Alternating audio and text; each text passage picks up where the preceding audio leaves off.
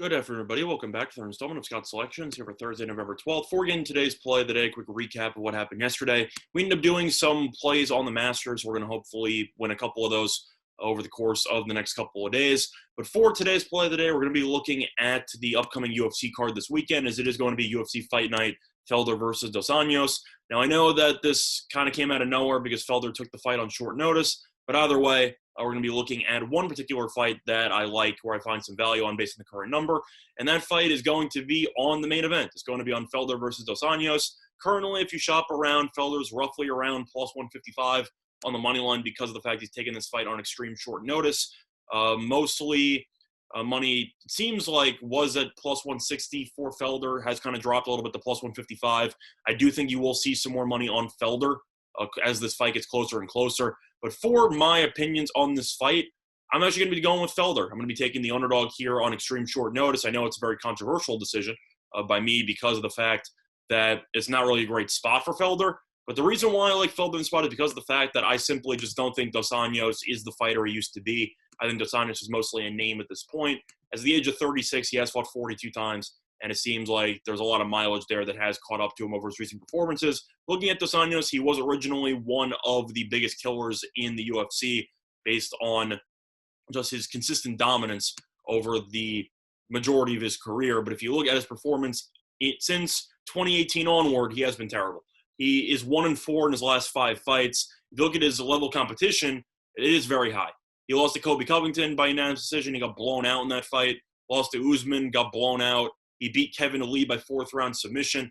Kevin Lee is, well, he's Kevin Lee for a reason. He's one of the biggest head cases in the division, who looks really good at some points, really bad at the other points, not the greatest fighter IQ, but still an impressive win regardless, so I'll give him props there.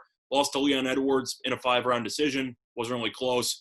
Edwards hasn't fought pretty much since because he's gone off the rails. But he ended up losing his last fight to Michael Chiesa by unanimous decision. The issue that I have here is that he has just struggled a lot when it comes to finishing opponents, which used to be his strength. If you look at Dos Anjos and his performances, he's gotten dominated in the stand-up by the likes of Colby Covington.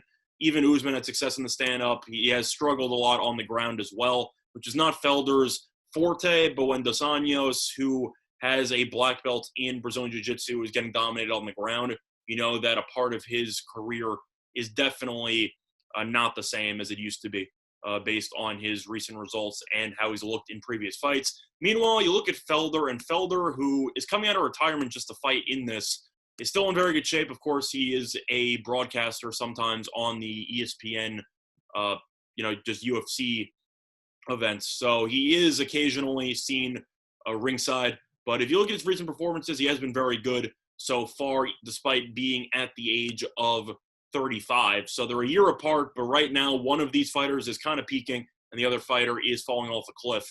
And right now Felder is the one who's peaking. You look at his recent performances, he has won 5 of his last 7. His 2 losses, he lost by split decision in those 2 losses. Lost by split decision to Mike Perry, which was controversial. And then he lost his last fight, a 5-round main event, to Dan Hooker back in February. And I thought he won the fight. I think a decent amount of people thought he won the fight. So I thought he got a little bit robbed. And there was some home cooking there with Hooker, as Hooker ended up fighting in his backyard and ended up getting a controversial 3-2 victory, where I thought that Felder won 3 rounds pretty easily. So I thought that even though he is 5-2 in his last 7, both losses came by split decision, to make the argument that he should be 6-1 in his last 7, arguably 7-0.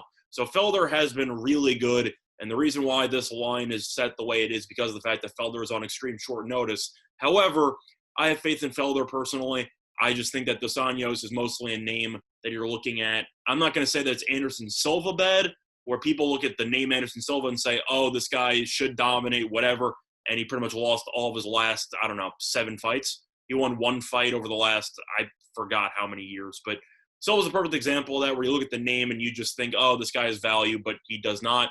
And Dos Anjos, even though he deserves to be favored in this spot because of the fact that he, of course, had time to prepare for this fight while Felder did not, I just simply think that under no circumstances Dos Anjos should be minus 200, give or take, minus 190 at this stage in his career. I think Dos Anjos in this fight should be closer to minus 120, minus 130, but I really think that Felder in the stand-up is the better stand-up fighter than Dos Anjos. I think Felder should be able to control the distance. The issue you have is what happens if Felder gets taken to the ground. because Dos Anjos definitely specializes in the ground game. However, he has been kind of content to stand up, and he has been getting dominated on the ground in recent fights. So I wouldn't really know what to expect with regard to how often Dos Anjos is going to take it to the ground. But in the stand-up, Felder should have the advantage because he is the better stand-up fighter. And I do think that Felder should be able to do enough to win by decision. But for the sake of convenience and for the sake of value, I'm going to be taking Felder to win this fight overall just on the money line at plus 168 on FanDuel, a time recording of 1 p.m. Eastern Time. That's been the installment of Scott Selections. Good luck to all of you and your respective bets today. Bye, everyone.